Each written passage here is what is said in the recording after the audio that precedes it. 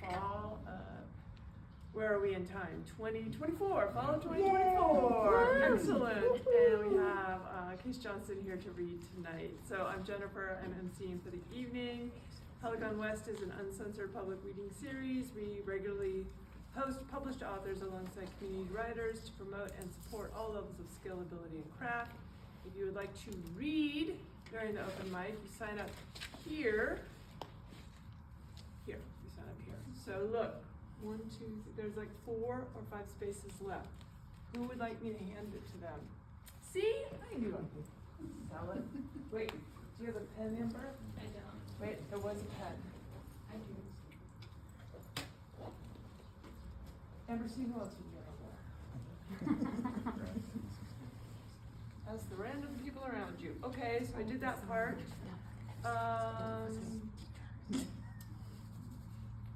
Are we doing a land acknowledgements? Yes? Mm-hmm.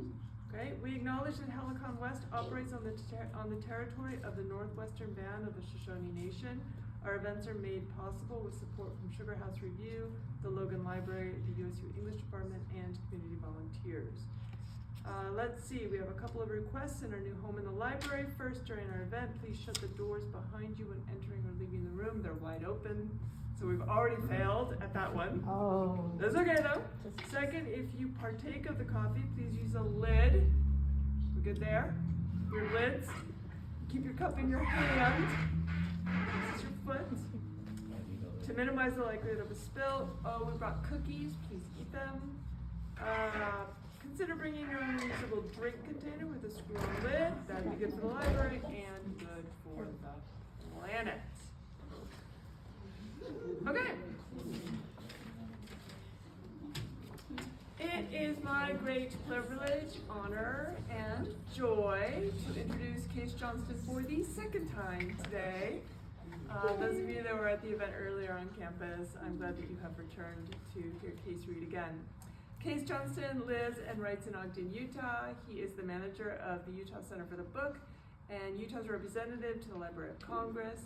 Kase is the author of 2 novels and 1 work of creative nonfiction. Most of his work centers on place, race, and the question of belonging. Today, Kase will read from his new novel, Castaway, and it is here. Kase has brought actually that novel and the novel that he wrote before, and we'll sign those after the reading. So today he is reading from Castaway, which is his most recent novel. It is a double-voiced narrative that alternates between a young boy, Chewy, who leaves Mexico to find himself living with his undocumented family in Utah County in the 1990s. And that is woven together with the narrative of his great aunt, Veronica, who arrives at an immigrant camp in the Utah Flats in the early 1920s. What I most admire about this latest novel is how well Kase reimagines, in particular, Veronica's story of migration. Through precise scenic detail and vivid dialogue, we feel like we too are standing on the edge of the Great Salt Lake and watching the wealthy dance the night away at the Salt Palace. So many of the stories of those who migrated, as well as the physical structures like the original Salt Pavilion, have been lost, or Saltaire, have been lost to a story of progress at all costs. A story that can seem one-dimensional and cold. Kase's work, though, is full of warmth and intimacy and delight, even as he narrates 2 different stories of loss and separation. Ultimately, what is cast away is not so much lost, but returned to us through deep research, devotion, and the ability of art to cross space and time. Please welcome Kase.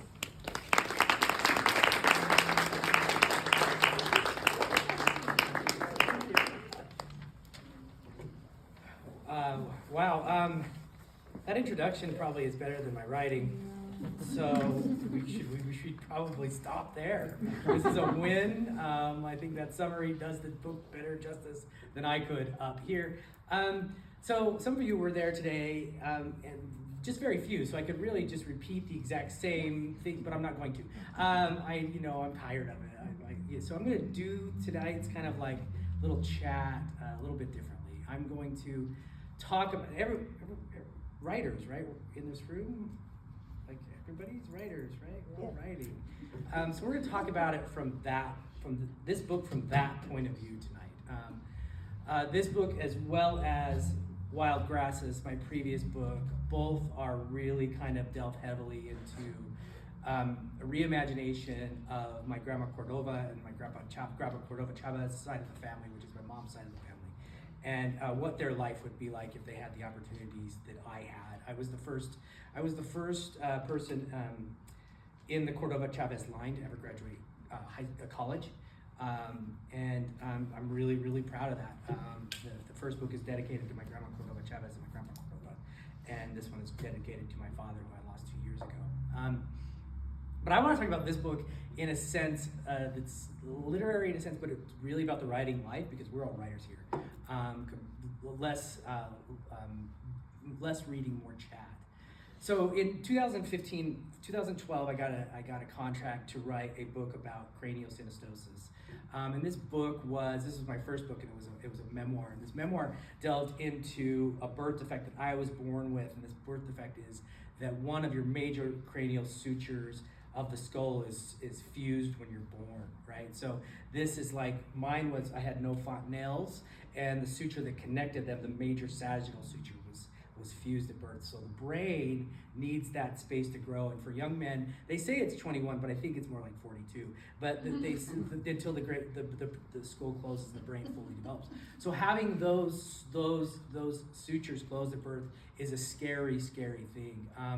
It was not long before I was born and they started doing surgery, my type of surgery. I had a full craniectomy at 10 weeks old, where they opened up the entire skull and made sure that my brain could grow. It was only about 8 years before that where they dropped the morbidity rate from about 40% in these surgeries to about less than 1%. So I was really on the cusp of this being a very, very safe surgery. I got really, really lucky to be born about 10 years after they kind of figure out how to really do this well. And mine was the first surgery done like this in McCady in Ogden ever. And so in 1976, I was born at the last day of 75. And so for that book, I traveled the country and I talked to families like my mom who would not talk about it. The only thing my mom ever said to me was, "You were born without a soft spot. They put a metal plate in your head so you would live." And none of that is true. There's no metal plate in my head. But that was the question. So in 2011, we conceived my son, and I wanted to answer the question, will he get this too? I was scared to death. It was hereditary. So, but there were memoirs out there from moms, which were lovely. There were medical texts. There was not the book in the middle that was both. A delve into the medical history as well as the congenital birth defect history that goes back thousands of years. They found, they would look at grave sites in England and Spain, and they would find, those with disabilities who were buried away from the general populations were smaller and younger. They didn't live as long, and those who were buried with the general populations lived longer. And this was people with Down syndrome, people with craniosynostosis, people with other birth defects that were noticeable in growth. So it goes all the way back to there, and it goes back to when they started operating on skulls, and that was in 1882 in San Francisco. All that to say, I was in Mexico with my wife and son, and I was starting to write that book because it was under contract. It's the only book out there that's to this day that's like that. And I traveled across the country, and I had to listen to these stories with these moms. And I will tell you, the golden thread of that book was moms will do anything for their children. They will fight insurance companies, they will fight doctors, they will fight fathers, they will fight husbands, they will fight everybody to make sure that their children get what they need to serve. Moms are amazing. My mom was amazing. The first chapter of the book starts with my mom, but it was the last damn chapter I wrote because I did not want to sit down and have that conversation with her. And I grabbed a bottle of wine. I said, "Let's do this." And she cried and said, "Well, you died." I died because they gave me the wrong transfusion, and so they said, "Bring your priest in. He's gone." And so they resuscitated me really luckily, and so I'm here. All of that, I'm talking really quickly because I know what we got, like till 7? Yeah, I want everybody to have a lot of time to read. That's my job, actually, to make sure everybody reads in the state. Um, And so I finally got her. I knew none of that until I was 40 years old. Like she had bottled that up for 40 years that they told her, bring your priest in, your son is gone. And then she cried, and she said, sorry, I'm crying. And I said, oh my gosh, you're joking. She's like, I should be stronger. That's moms. I was writing this book, and I have this wonderful program called Scrivener. Does anybody else write in Scrivener? Scrivener's the best thing on the planet. Oh, you've got to get more into it. It's the best. It's great. So while I was writing the memoir, I was watching YouTube of how these surgeries happen with opening skulls, and so I was writing about it. Or I was listening to families and all the struggles that they went through over and over in my head while I was writing their narratives. It was trauma to listen, and then it was trauma to write it again. I had to go back into that world. And this book, in 2012, while we were in Mexico, I started writing this book. Every other day to get me out of that headspace, pun intended. It saved me. Like this book, like I could not be writing that memoir every single day because it was just too much. So I started writing it. And instead of reading the first part of this book like I did earlier today, I'm gonna read the first thing that I actually wrote in this book that kind of took me away from that heaviness. I was sitting there, and this book, half of Chewy, who starts the book in 12 and 13-year-olds, he's very pubescent. There's a lot of pubescent jokes, and we move him from Mexico because I love that heritage of my family, to Utah, and he meets his great aunt, and then they say in fiction, make somebody fall in love with your protagonist and then beat the shit out of them, right? And so I moved. They were really comfortable in Rose Park, Salt Lake City for a long time, but then I said, well, that's not fun enough. I'm gonna move these folks to Provo. So I moved them to Provo and said, well, how's this life gonna be? And a lot of that is based on me growing up in Ogden, Utah, non-LDS, half Hispanic, always struggling with my own identity, and always feeling like the other in Utah, And so there's a lot of me and Chewy here. But this is the first thing I wrote, and this shows you how I was getting away from that memoir, how getting away from that trauma every day. And I sat down with my editor and the publisher at Torrey House Press, and I just absolutely love Torrey House Press. I feel fortunate. They have famous, really good writers and me. This was the first thing I wrote, and the reason I wrote it is because my grandpa Cordova, he had this I don't know if anybody's seen them, but they're these bullfighting posters, but they're lacquered, and it's like he got it in Mexico City, and it's so cool. And the guy on it looked just like my grandpa Cordova, thin little mustache, really dark, and I thought, and it had they put your name on top, it said John A. Cordova on it, and I thought it's my growing up until I was maybe 20. I thought it was him, I was like, my grandpa was a bullfighter. It was never a bullfighter, which was silly, but this is where it came from. And I sat down with my editor when we went over this, and she hates anachronisms. And so she's like, you can't write this because this certain drug was not available in the public for 2 years after it wasn't available until 1994, and the book takes place in 1992. So she made me find something else to replace it with, and I replaced it with Old Spice for the book because Old Spice existed, but that's not what I'm gonna read what I originally wrote, because I am. The shadows from the street danced across the ceiling. I dreamed of a place without my aunt, her lectures, or snide comments about my English. I dreamed of a bedroom of my own in school at the end of summer. I dreamed of Las Rubias sitting next to me in class. I imagined I could smell their perfume when I picked up their dropped pencils, leaning close enough to hopefully rub a shoulder or place my cheek beneath their golden strands of hair. Remember, this is a kid from the Yucatan going to Provo. Part of me believed that I might be the cool new kid in school, and the girls would flock to me because they were dying to find out what mysterious secrets I held beneath my skin. I could be a bullfighting prodigy who left Mexico because I was bored of the spotlight. Or I could be a cattle rancher who spent my early years, the years between 8 and 14, on the back of my trusty horse, Viagra. I had no idea what Viagra meant, but I'd seen the name flashed across the TV screen and accompanied by manly men who always seemed to get their women. I could tell great stories to woo them, Viagra and I pranced across the high desert plains of the Mexican frontiers. Viagra and I wrestled steer to the ground. And Viagra and I spent our days and nights with some of the toughest, yet loving men that the rancheros could hire. So that was the first paragraph I wrote to stop writing the memoir. For those of you here earlier today, I've never taken a fiction. I took one fiction course. I didn't take I took one writing course in my undergrad. Never thought I'd be a writer, ever. Never thought it.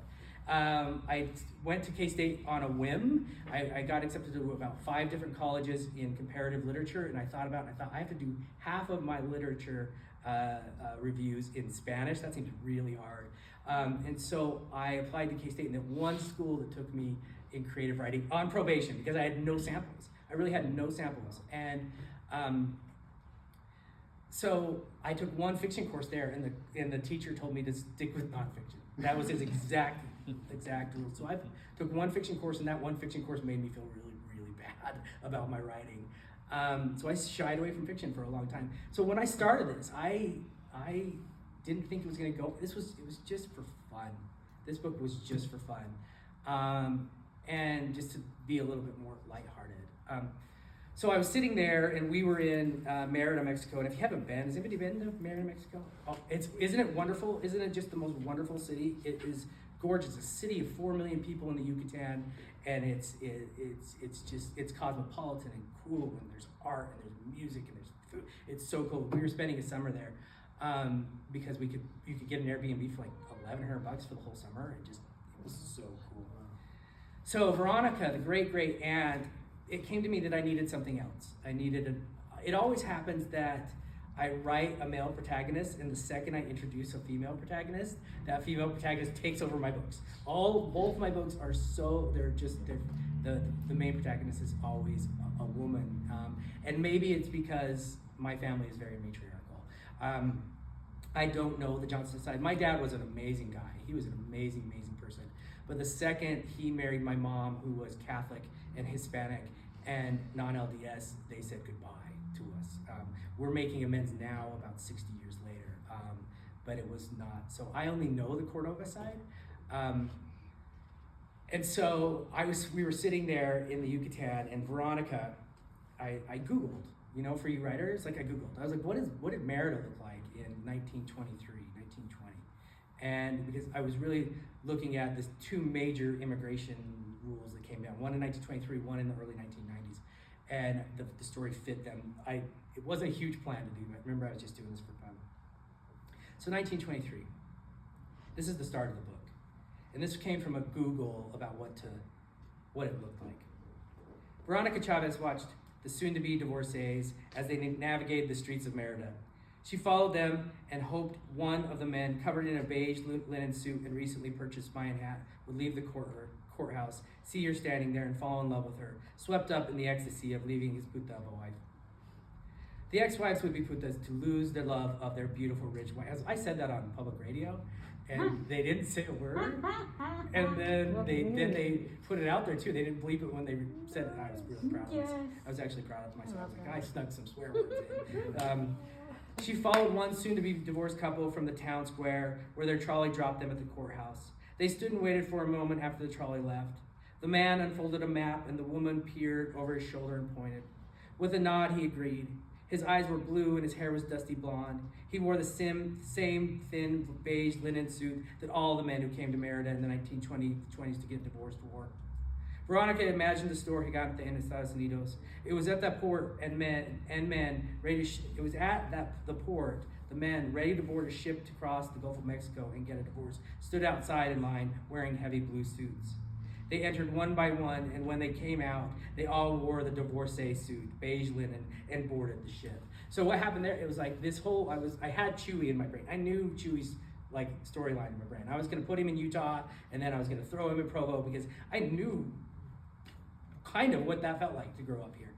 And, but once I found her right here, it was over. I love Chewie, he's a great character, but once I found Veronica, I was like, we're starting with her and we're ending with her.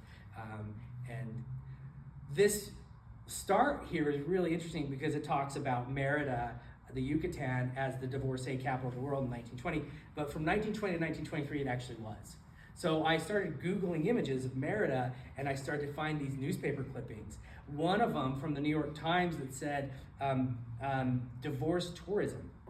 And what happened was there were 3 places you could easily get divorced in the world in 1923. One was Paris, one was Reno, and the third was Merida.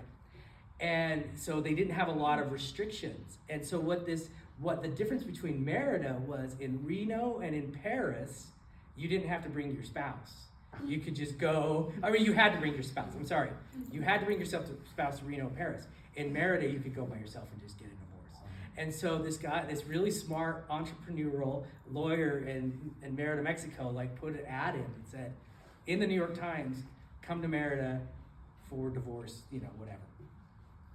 And between that time, there were thousands of men from New York City who flocked to Merida, went for a couple days, came back single, handed their wives papers. It was really, really interesting. The Mexican government obviously figured that out in about 3 years and shut it down. But during those years, it was really like that. So this book, I started writing it then, and I fell in love with these 2 characters, and I was just writing and writing and writing. And I didn't know nobody taught me how to write a novel. I'd read a lot of novels, right? And I know I wrote a lot of memoir, and memoir is basically the same thing, right? So I started writing this, and let me read the first part of Chewie Meets His Aunt, and then we'll talk a little bit more, but this is 1990. Researchers have presented study after study about the sad shape of Americans' views of financial success. More than 1/3 of the people in this great country of ours believe that winning the lottery is the only way they would be rich and change their lives. And more than that, they believe that playing the lottery is a solid investment in their future. And Jennifer, don't laugh at me, because I just drove to Idaho to get lottery tickets I was sent on a mission from my wife, and I was not coming home without them. I know the lottery is a scam. I know that anyone who believes that the lottery is a legitimate option for fulfilling their dreams should have his head examined. I'm no dummy. From a young age, I knew exactly how I would get rich and save my family. I would be the winner of the reality TV show Castaway Island. So Chewie, the book comes, he meets his aunt, and his aunt is really cruel to him at first. Like, she's really cruel. She won't let him eat unless he speaks in English. She won't answer him unless he speaks in English. She's really kind of mean, and you find out through the book why, on her side. And so I'm not going to tell you that. But this goes back to like my own family in the sense that we killed our Spanish 2 generations ago. My grandma Dela Cordova Chavez and my uncle Ernesto Chavez, they couldn't get out of kindergarten because they couldn't speak English in southern Colorado, and so my great grandparents said, no more Spanish. You're done. So they killed the Spanish in our family, which breaks my heart. So she gets, that relationship grows between them, and they become really, really close. So I wrote this just for fun, and I said, well, it's written. I might as well send it out to agents, right? Let's go for it. Let's try it, with no hopes at all. And I had my spreadsheet of agents, and one by one, I would click reject, right? And then one agent said she loved it. She's like, I love this book. No one's written this book. I love this book. And I was like, yes. But she was only a junior agent, and her boss, who's Maria Carvinas, who's a really big agent in New York City, Rep Sandra Brown and stuff like that, said, no, I don't like it. And so the junior agent had to come back and say, no, we're not going to take this book. And so that was 2013, 2014 when that's happened. She said, write me another book, right? And so I wrote a book about Yellowstone erupting and what would happen to people who living in Tacoma, because they would be the last ones to get hit by the biggest wave of problems because if everything got pushed east. And it was a fun book. I actually think it's a great book. It's not out there. There's a lot of books that are not out there, and that's another thing to chat about too as writers. And so I gave it to her, and she's like, okay, great. So we went out for one round on that one. One round. And she's like, yeah, I'm no longer a junior agent, and we're going to put this one away. What about Castaway? You still got that? And I said, I do. I have that book just for you. Here you go. And so, because she loved these characters. Like she said, at the book lunch in Ogden, she said that this was the book that made her really believe she could be an agent, wanted to stay with being an agent, which is a compliment that I just, makes me glow. And so we went out, and in 2016, Little Brown and Company, a really nice publisher in New York, one of the bigger ones, David Sedaris is with Little Brown, so I was like, oh, if I could be with the same publishing house as David Sedaris, I would be so thrilled. October 16th of 2016, they said, we want this book. And I said, let's do this, right? You have to change the ending. And I said, I can change the whole thing. I don't care, let's go. I never thought I'd write fiction. I'll change the whole novel. I don't care. I'm not a novelist, so whatever. And November 2nd that year, half the country voted for somebody who ran on immigration. And this book is about immigration. This book is about dreamers. This book is about, it's a Dream Act book. It's about positive influences from immigrants to this country. It's about young people who can come here and make a great difference. And December of that year, they wrote us back and said, we don't know what to do with it because of that. We're handing it back to you. And I didn't have to give my advance back, thank God. But it wasn't big. Don't worry about it. I'm still working. But they said no, and we were floored. I was floored. I gave up writing in 2017. Like, just gave up writing. I was done. I was done with writing. And then, crazily enough, I read on another trip to Mexico, Elizabeth Gilbert's Big Magic. Have you read this? Has anybody read this book? If you haven't and you're a writer, you should read this book, or you're an artist. I picked it up at the airport. I read it all the way through, and there was one line in it that just said, if nobody ever reads your writing again, will you keep writing? And I was like, yeah, I think I will. And there's another line that says, make your art, people are gonna hate it, they're gonna hate you. And at that point, you can try your best, and I'm paraphrasing, but she just says, go tell them they can go make their own effing art, right? And I'm like, okay. So I got back into it, and 2017, I started Wild Grasses, which was crazy, because it's like, this was the first novel that was published for me, and this was the first one that was written. And why am I talking about this? Because we're all writers. And this one did well, 4 awards. The one I'm most proud of is the Women's National Book Association gave it their Great Reads stamp, which they only picked 20 people and they picked 2 dudes. And I was like, yes, that means something. That means I guess I can write female characters, okay. That really actually meant really a lot to me. So Tori House, who I love, said, do you have anything else? And we said, yes, we do, we have this. And so this was actually the first novel that I wrote 12 years ago. If I want to, I know this is less of a reading and more of a motivational speech. I'm sorry about that. But we're all writers, and this journey can be super hard. I gave up in 2007. I gave up. I was broken. But it was the writing that got me back out of it too. Writing Wild Grasses about a reimagining of my grandparents in southern Colorado. They lived in a place where the KKK was like really, really prominent. They lived during a time where the governor of Colorado was also the Grand Master of the KKK for the area. And this book's a lot more serious. This was more fun. This one's more fun because I didn't know what the hell I was doing. But I'm not even gonna read anymore. I would love for you to buy the books, but I just want you to know that, if you've got something and you believe in it, you've got to be your biggest fan. Well, I'm not my biggest fan. I'm far from my biggest fan. You just gotta you've got to be your biggest support system, like your spouse and stuff, like your wife, your partner, whatever. They're gonna support you, but they're also gonna protect your feelings. They're gonna tell you, it's all right if this book doesn't get picked up. We still love you. They're gonna be really sweet. You have to say, I know you'll still love me, but I'm still gonna keep sending that thing out. More motivational speech than reading, but this is funny. This is serious. You can buy either one of them.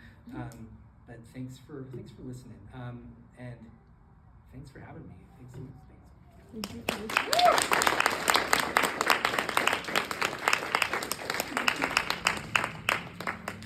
That was wonderful.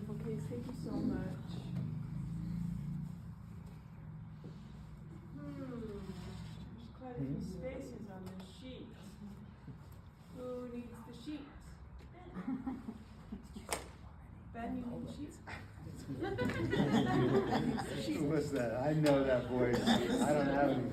But you can't. You can do it off the top of your Off head. the top of my head. Are you kidding me? Alright, I don't have anything right now, but. okay, make something up, I'm hitting you Alright, down. let me write something. Just real write quick. something real quick. Thank you so much to Kase. Let's give Kase another round of applause.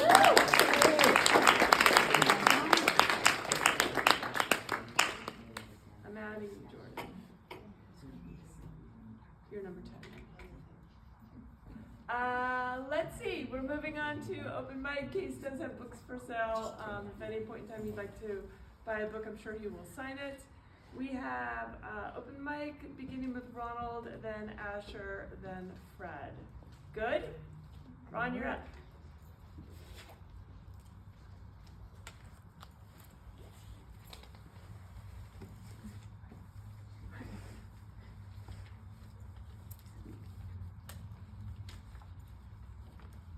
Hi. Hi, Ron.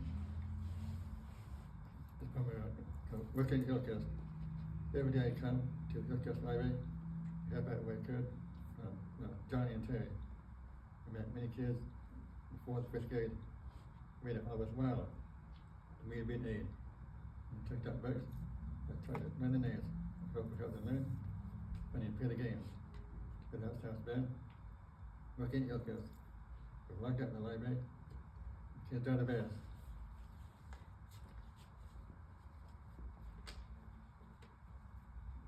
Okay, from Dewey Decimal System.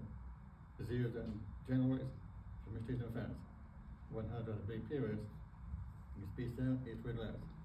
The 200 on religion and mythology too. 300 on holidays, fairy tales, and math you can do. 400 on dictionaries and the way that we talk. The 500 on scientists, like animals and eyes. 600 on team animals. Machines of all sorts. 700 on the earth, like drawing and sports. 800 on jokes and poems and plays. And 900 on geography and history of past days. These are the biographies of people who we adore. This is my Dewey poem. Hope I taught you more. Yeah.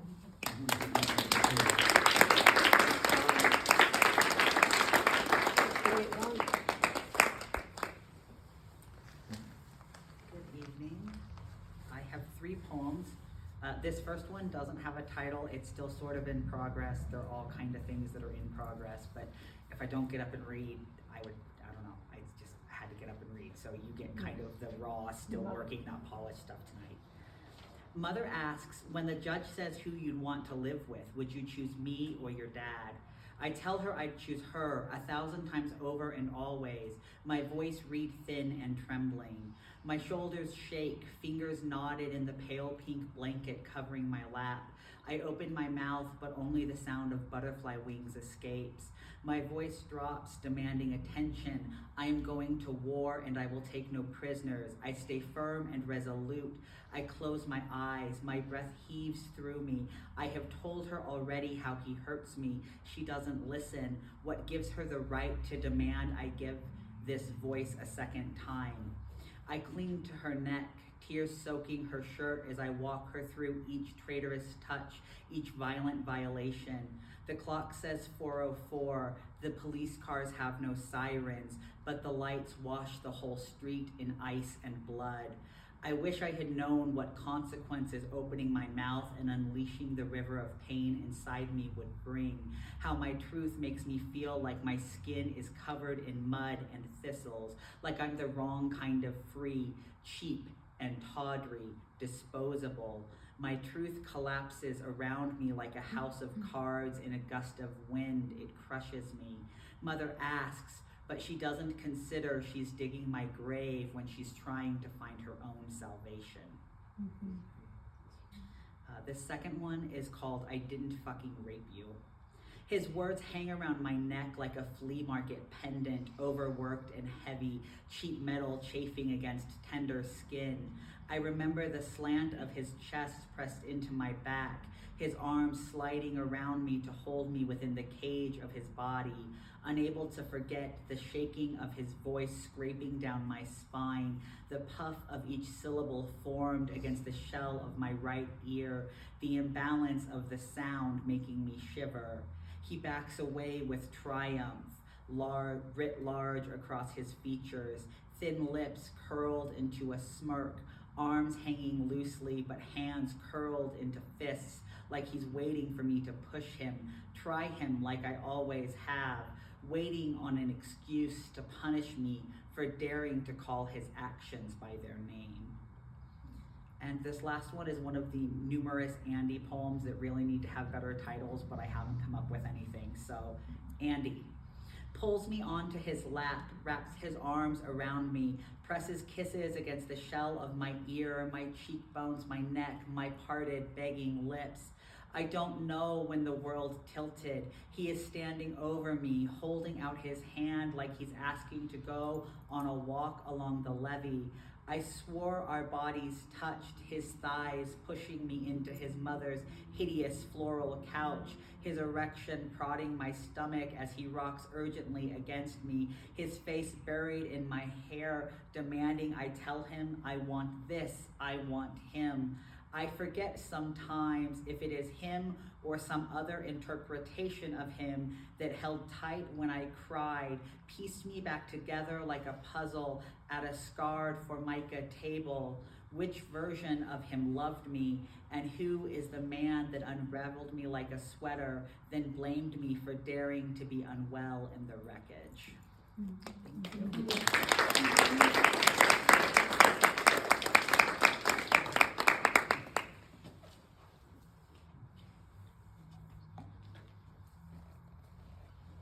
This is my first time ever doing anything like this in my life, so. All right. Welcome.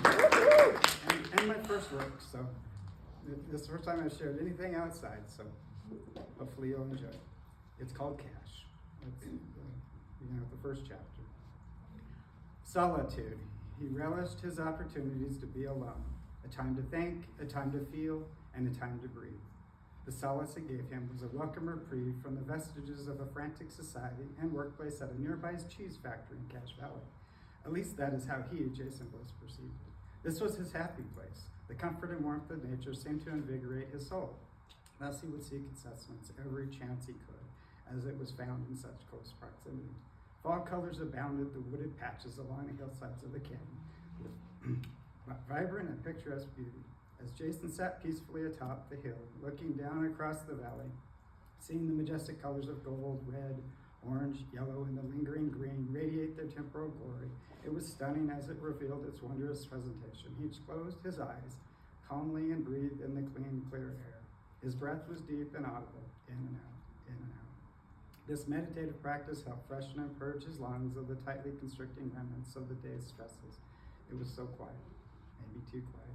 Jason came to get away from the noise and find the relief that nature provided. He had heard people say that they love the quiet they find in the outdoors. Anyone who says this doesn't realize the thundering roar emitted by nature's inhabitants. This was apparent by the flickering bugs that dotted the plants, with an occasional flapping of wings relocating to another location. It was bustling with energy and life. Quiet? No. The noise could be deafening, but it was natural. The artificial antics of society ruled the ever-present activity of social decor. He felt the ecological authenticity speaking to his soul. This was real. This was wonderfully alluring. A bird screeched in the distance. It resonated across the valley below, a cautious and deliberate reservation. Nature was being disturbed. Jason tried to locate the bird and what had made it feel uneasy. He couldn't see anything, but this was not uncommon. The occupants of nature are well practiced in the art of concealment. Jason remembered learning from his grandfather, be still and wait. When things are chaotic, that is the time to be grounded. He waited and his roving eyes glanced around the terrain. He saw the occasional rock and brushed the route, but nothing revealed itself there. His eyes drew towards a thicket with its gray-like mass blanketing the dark ground below. There is where something could hide itself. So he focused on that region while seeking any minor disturbance to the foliage. Waiting motionless, Jason concentrated on the thicket for any potential unsettling. Patience was the key. He knew he needed to remain still with only a small sound of breath from his lungs. In the silence, his eyes roamed the vegetation looking for any perceptible movement, a possible change in the shadows or a change in the light. His eyes probed penetratingly, even glancing peripherally, hoping to catch a glimpse of something. Wait, there was something. It was well cloaked, but there was a darkness that increased its shadowy raiment, a part that revealed something more. What was it? It seemed of decent size. Was it a bear? Not likely. Very unusual in this area, but it was possible. However, bears do not really seek to hide themselves. Why would they? They are usually bigger than those they come across. No, probably not. But Jason was subdued in caution now, as well as out of curiosity. Jason's thoughts went back to his grandfather's teachings regarding concealment during his war experience. He had taught that the techniques of camouflage are used to gain an advantage. It is a strategy that a dominant force or animal uses to catch the inferior prey. The inferior force or animal uses it to survive. So in one form or another, all animals can use these methods. Human beings have primarily used it in hunting. The adept hunters have mastered the practice. But even in society, human beings have learned to disguise themselves. They wear their masks to act in ways to fool those around them. In fact, human beings can be even more skillful in deceiving those around them. It comes to some, it seems, quite naturally. Jason's grandfather had mentioned that we just have to have a purpose. We all conceal ourselves for some goal or reason that reveals itself later. A purpose, it could be simply survival, or at its highest to achieve some inherent inner meaning. It could be noble or it could be despicable. But this is what sets us apart as living beings. What is it that drives us? Is it noble or is it despicable? Even if it is despicable, it could still be viewed as noble. Okay, Jason thought, this was the time to focus on what was in front of him. Why would he even check it out? Was there something there that was a threat? Was his possible escape route so? One thing he knew was that he could not just let it go without investigating. He would obsess over it again and again later, having him regret not following up and searching it out. He glanced around the terrain to see what routes were accessible to approach him or what routes were available to escape the possible threat. He saw that he was decently positioned on high ground and it would take a little time for anything to catch him if he had to flee. He noticed to his right that the thickening trees could offer better cover and it would give him a better vantage point to see what was in the thicket. He decided to move towards the trees. He did have to be careful because the sun was behind him to the southwest and he didn't want his shadow to reveal his position. So he remained low to the ground and crouched as he progressed towards the wooded area. Carefully he moved with his pack on his back as he watched his footing while continually noting the thicket below. Slowly and methodically, he lightly stepped around the occasional rocks and shrubs on the hillside. He moved lower down the hill where the trees were located and noticed the chill in the air increase as he moved into the shaded area. It hit him well, but it also hit his cliffside below. He had sacrificed visibility for protection, but was it protection if he couldn't see what was coming? Had he trapped himself? What was he thinking? Maybe he should get out of there now before it got dark and let whatever it was go its merry way and he could go back home and just be safe. He noted his surroundings more intently now. The thicket did offer some extra protection from a dangerous predator if it was something to be cautious of. He noticed some trees that were intertwined together that he could climb to escape if necessary. And he looked back down to gain a better view through the massive limbs and branches. The darkness increased by a shadowy figure that was approaching from that direction. Instantly he climbed up the tree agilely and expertly. Now he was going to see what it was, but he was unsure if he really wanted to see it or not. His hair stood on end as he waited for the unknown. He knew he needed courage to face the unknown. Would that alleviate the shaking he felt as he struggled to cling to the branches? Not really, but he knew he needed to hang on or he wasn't going to be ready for what could happen next. Out of the darkness shone a penetrating red glow that unsettled Jason's soul. The quiet no longer sustained him, but made him shudder. The ominous sight found him glued to the tree. Jason now felt his heartbeat pound in his chest. It thumped like a tree falling in the woods. He remained motionless as he stared into the glow's captivating resonance. He worried he was facing death alone, unable to escape. The bird screeched again, this time closer, which disturbed the indiscernible form, and it then shifted away and was gone in the darkness. Jason noticed a gray flickering of motion for a split second as it moved. What was that? His mind probed for what could explain this astonishing occurrence. What kind of animal could that be? It was high enough that it was likely of substantial size. Whatever it was, Jason knew that he was no longer in his happy place.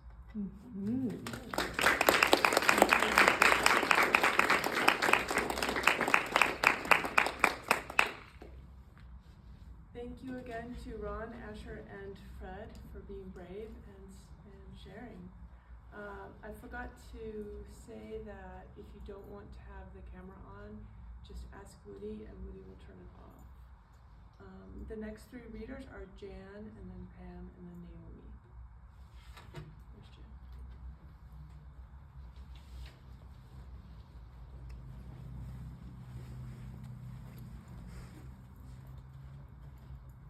Hello.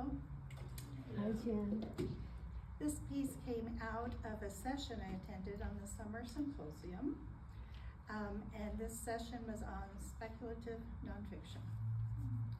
And it's entitled The Bed.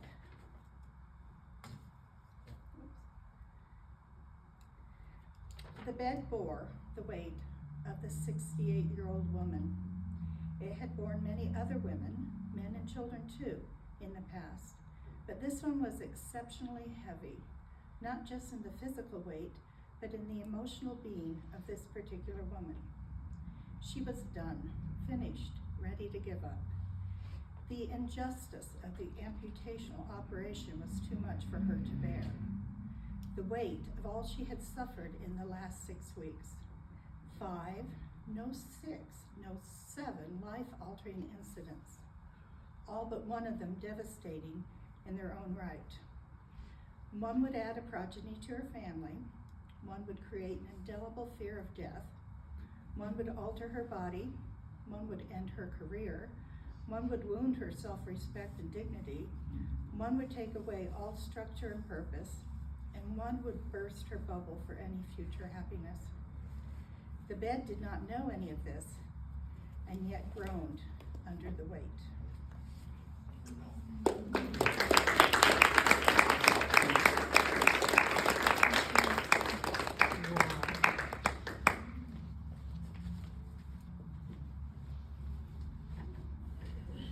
My story is called Enlightenment at the Doctor's Office.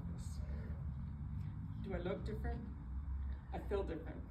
I've been enlightened. An elderly man in the waiting room at the doctor's office on Tuesday morning enlightened me just hours before the presidential debate on Tuesday evening. He made this statement that he couldn't believe anyone could vote for her. I try to be a nice person and leave religion and politics out of the conversation, unless I already know you share my feelings. I consider myself compassionate, kind, and considerate of others. I would never say anything in front of complete strangers politically like that. But this guy just makes this negative statement in front of everybody in the waiting room. There are at least 10 people there, probably all strangers to him except for his own wife. His enlightenment came next. It doesn't matter what Trump does. We're only hiring him to run the country. It doesn't matter if he's dishonest, cheats on his wife, if he's, and at this point I said, a convicted felon? Right, he said, as if we're on the same page. As if we would agree on anything, probably. It doesn't matter what he does. We're just hiring him to run the country. It doesn't matter if he's Mormon or atheist or nothing matters. He went on listing the offenses Mr. Orange is well known for, like being a dishonest businessman, a narcissist, a bully. None of this long list matters because we are just hiring him to be the President of the United States and run our country. Wow, what enlightenment for me. My immediate thoughts and rage were quelled because I was still trying to be a decent human. But this belligerent, opinionated man was not going to goad me or ruin my day. These are just his uneducated comments and sad opinions. No facts at all. Mr. Orange would be very proud of him. I was supposed to be enlightened and relieved that there's no worries about this election coming up. It just doesn't matter. First of all, we're voting. We're not hiring. We're voting as a country for a great leader of this country. We're voting in hopes of 4 good years for our economy, our taxes, our health care, and everything, all the little things that add up in the running of our country. I can't even compare a presidential election to hiring a handyman or a plumber. How could you vote for someone who has no morals, no ethics, no values? How can you trust someone to run our country in an honest way if he cheats in his marriage and his own businesses? How do you know that he won't cheat in the Oval Office with our country? This person has no boundaries, no compassion, no plan, no clue. He has an ego and a mouth that doesn't seem to quit. But I wouldn't hire a yard guy with his lack of standards and morals. If they cheat so blatantly at home, and at the point where they don't care who knows about it, and even brag about it, that bothers me. I trust that my own friends, my neighbors, my bank teller, the clerk at the grocery store, the guy that changes the oil in my car, they all have good morals. They all seem to be good humans. We all do our part to uphold the Constitution and be good Americans. How could I trust the person at the very top office if I already know this about him before the November election? And how have so many people become immune to common sense and common decency? It really saddens my heart. But the good news is, my doctor then enlightened me. I can go 2 to 4 years without knee surgery. So, it was a good day and a great debate later on. Thank you.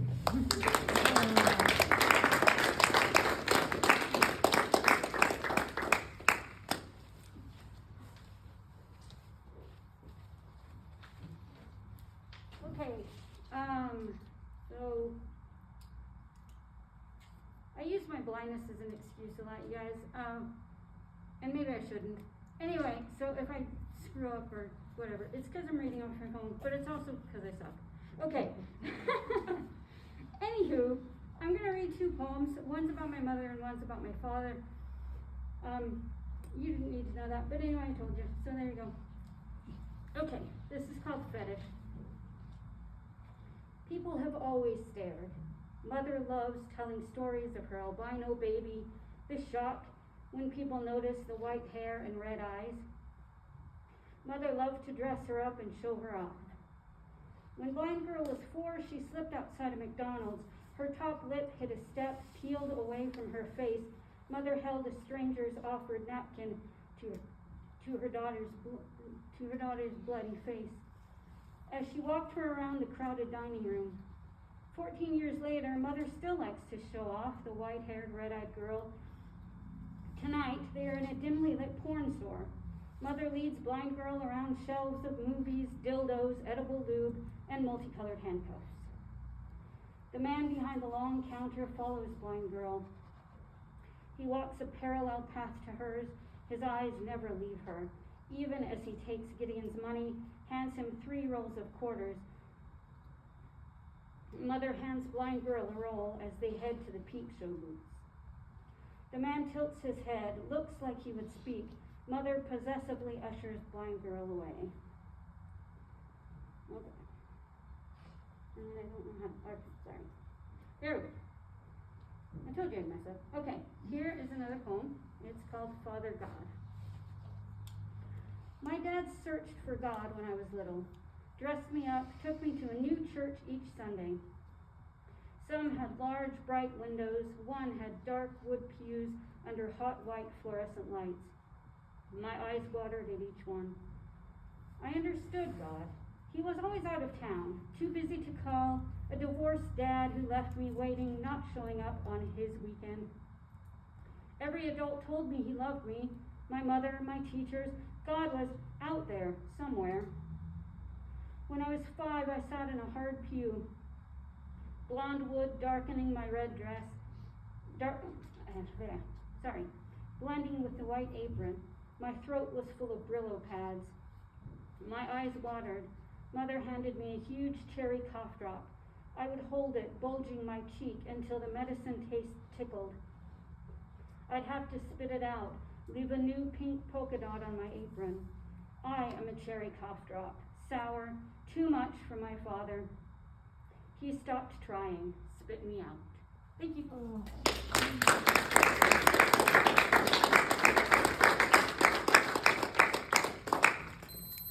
Three more very brave souls, Jan and Anne and Naomi. That brings us to Basil, Amber, and Ben. I didn't write anything right now. I've been listening. Jordan. Excellent. So we're going Basil, Amber, Jordan, and what else do we have? Some volunteers, round us out. Poem on the spot, anyone? Haiku? Nothing? All right. Basil, Amber, Jordan.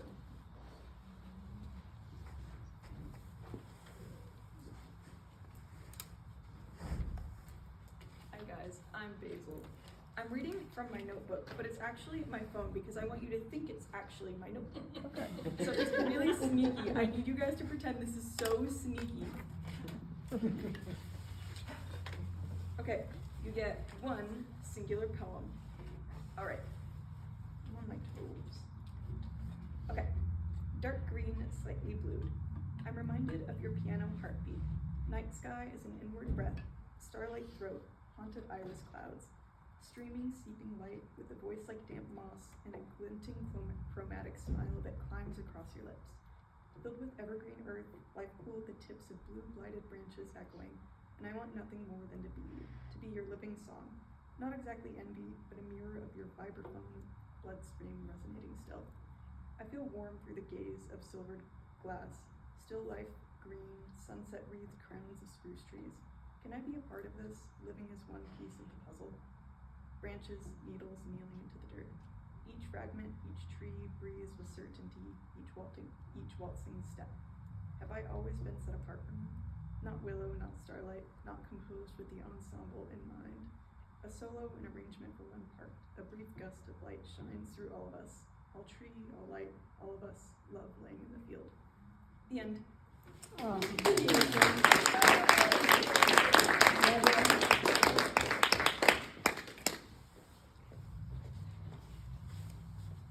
Hello, I'm Amber. In Jennifer's nonfiction class, she told us we all had to read, so I wrote this poem today to read here. And it's a little fun one. Okay. I want to work in meters. Sweeter freedom makes me sad. But now I see the word I picked has pushed me into bad. The realm of bad and boring rhymes. I really should have known that ending on a word like sad would make me sound ungrown. So truly disappointing now to see this belly up, to see this sad, disgusting poem alone in turret. Ugh. And now my Google search has told me turret's not a word. And the rhyming for this poem has waddled into the absurd. For when for up I could not find a word that would comply to make a noise of gross disgust so sadly forced was I.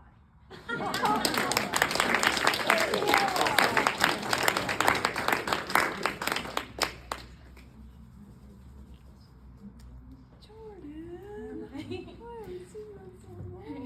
It's good to be back. Oh, is this even on? I don't know, but I'm going to speak into it as if it is. Hi, I'm so grateful to be here tonight. I haven't been to Helicon West in years. I'm going to read, I tell everyone this is fiction, but if you know me very well, you know that's a lie. This is definitely nonfiction, but yeah, it's from a book I've been working on. There are more than 100 Jesuses in my aunt's living room. They are each the size of my thumb, and they have each just been born in theory. No two baby Jesuses are alike. You can get a baby Jesus in all different shapes and sizes and nativity destinations. In my aunt's living room, there's porcelain baby Jesus and clay baby Jesus and lots of wooden baby Jesuses and Fisher-Price baby Jesus and Precious Moments baby Jesus and ambiguous chunk of marble baby Jesus. You can find him in his mother's arms and in all types of mangers and in an igloo and literally carved into his mother. And there's this one that's always falling because the manger isn't well balanced or something like that. But Aunt Jenny says not to worry if he falls from the shelf because that just happens sometimes. And they've pretty much all been dropped on the carpet before. The baby Jesuses line the bookshelves below the TV, and I try not to look into their eyes too deeply the night I help my aunt hang up lights around her collection of nativities. This is my first Christmas not a virgin, which Kylie says is a strange realization to have, but Kylie has always talked straight to me like that, especially since she left the church. She was the one who laid with me on the floor of our shared apartment the morning after her first time and answered all of my questions about sex, which were mainly just questions about my body, concluding in a YouTube video about how to find the clitoris, which men had always made sound very complicated and like a big accomplishment to find, so I figured it was very hard to do before I realized I'd been looking at it my whole life. I try to unthink the sex inside of me as I lift baby Jesuses and little sexless Marys up and wrap lights around the pose of their holiness. Because in a strange way, this is the first Christmas I can't relate to Mary and Mary can't relate to me. And the two of us are disconnected by the loss of my strange eligibility for being the mother of God. I especially try not to think about how I couldn't stop laughing the first time I had sex, as I realized in that unremarkable and uncoordinated moment of penetration that this was all it was.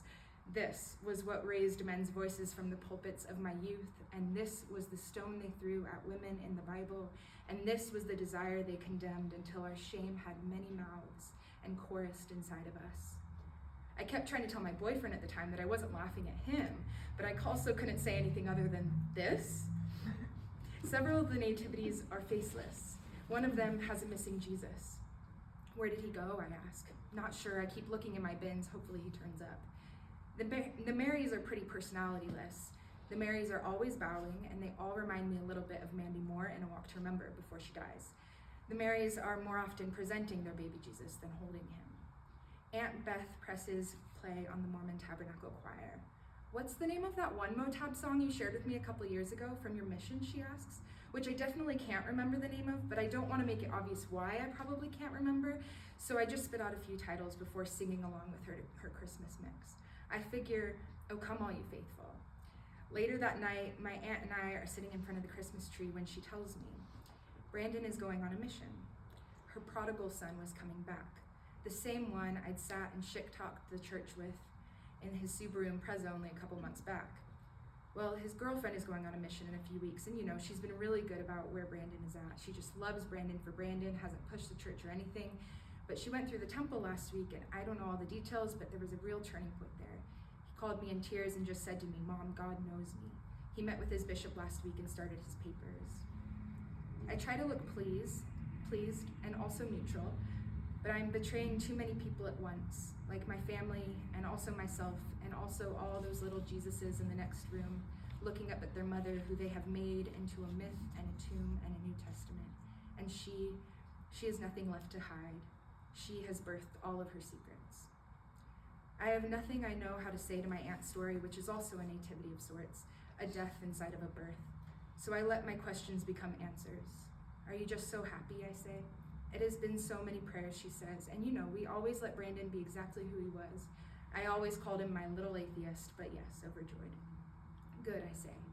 And instead of saying anything about the church to my aunt, I decided to stare at the blue lights on the tree, and in the dark, that blue makes the room into an ocean or a river. And it's funny that water is where we are baptized, because it is also where we float and where we wade and where we kick and kick and kick when there is no ground. And from within this changing body, we give ourselves to God and promise to never waver, and I have.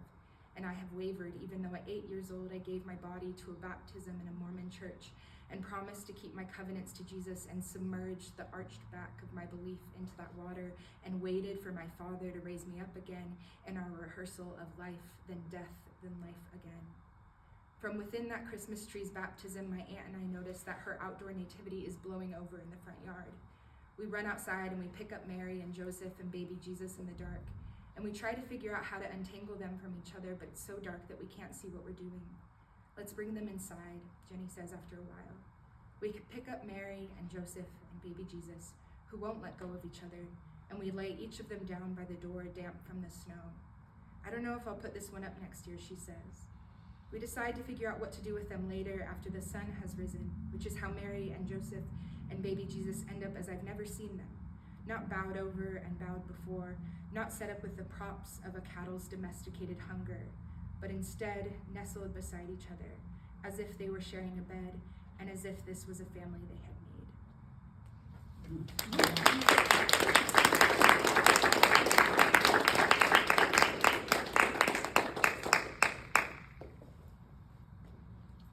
All right, good people, are there any others that would like to read tonight?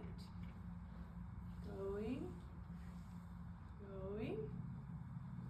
Okay, gone. Thank you again for all the readers, and especially for Kase Johnstun for being here tonight. In 2 weeks, we're having Helicon again, and do we know? Oh, for next time? It's going to be It's fantastic. Kate Hunter Kate with Hunter. the Nature Center in the Hope and Nature theme is what we're having here next And it's time. here, Right Open here. Nature Center, here, 2 weeks. So I hope to see you guys then. Folks from Kase Johnstun here, cookies and coffee in the back, help out. Oh, a huge thank you to both Star and to Woody and to Joseph, who's not here. They are the ones that keep Helicon going. So thank you. to them. And we can further help Woody by taking our chairs and placing them politely over there at the side of the room. Thank you, Jen. Be well, take care of yourselves and each other. Thank you.